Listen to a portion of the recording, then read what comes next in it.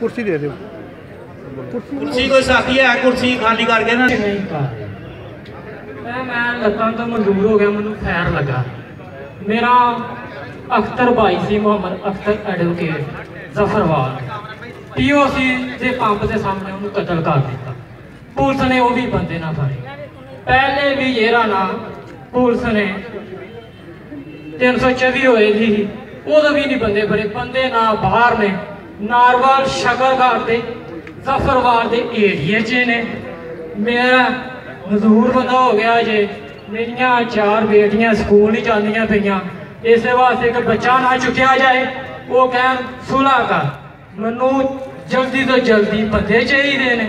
तुहाडी मेहरबानियां सरखतरे पता कर सकते हो मेरी पैली इस तरह ही पई रही है, ना मैं बीज सकदा ना मैं कुछ कर सकदा।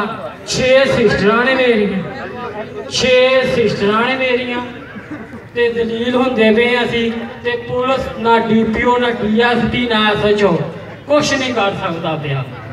ते ओहदे च ये गल है नासर पन्नू SHO उन्हें मेरे को 50,000 रुपया लिया सी बंदे फरन का। मानी करानी मैं करान ते हलफ देने तैयार हाँ। नाल 2 मेरिया सिस्टर ने जिन्हों के थ्रू पैसे असी दिते ने, उन्हें लेने साढ़े को। मेहरबानी है। अस्सलाम वालेकुम सारे बहन भाइयों अस्सलाम वालेकुम। मेरा मंजूर पहले अख्तर वकील साहब इत्थे कतल किए गए, उन्होंने की पैरवाई तो पहले एक तलाक का तनाजा बनिया। दूसरी गल दूसरी 302 बनी, वकील को कतल किया गया सामने। तीसरा मौजू मेरा मियाँ लत्तों को मंजूर हो गए, किसी का कोई इलाज नहीं, किसी का कुछ नहीं किया। साढ़े घर की बर्बादी गई। मेरिया 4 बच्चियां ते 1 बच्चा है। चौथे हमले की मैनू धमकी शुरू फिर आ रही है कि इस बच्चे को चुकना है ते इनू मार के कतल किया जाएगा।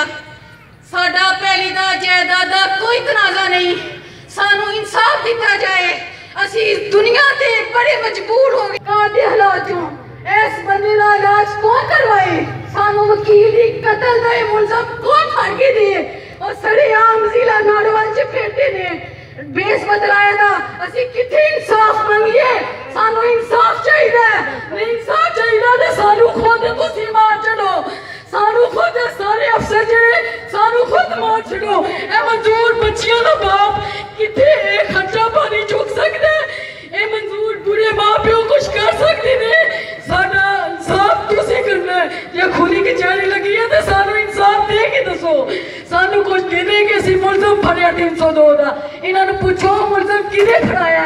लेकिन वो उत्ते पैसे की रिश्वत लैके इन्होंने उन्हें उत्ते जो लिख के दिता और जेलों धमकियां सानू पेश करता पाया कि जेलों बच्चा चुकिया जाना है। मेरिया 4 बच्चियां, एक वकील साडे सिर ते आसरा सी, उहदा आसरा साडे मुलजमां ने इन्होंने खत्म करता। ते पुलिस सानू कहंदी है तुहाडा बैली दा जायदाद दा तनाजा है। साडा जायदाद दा तनाजा नहीं, साडा एक डिवोर्स एक वकील जज दे के पेश करके कहता है कि लड़की की तलाक खत्म की जाए। असी तलाक दवाई, असी उस खून के नाल नहाए गए हाँ। साडा कोई इंसाफ करो। जे तुसी खुलियां कचहरियां लगाइयां, साडा कुछ सुनो, साडा कुछ सुनो। इहदा इलाज कौन करवाएगा?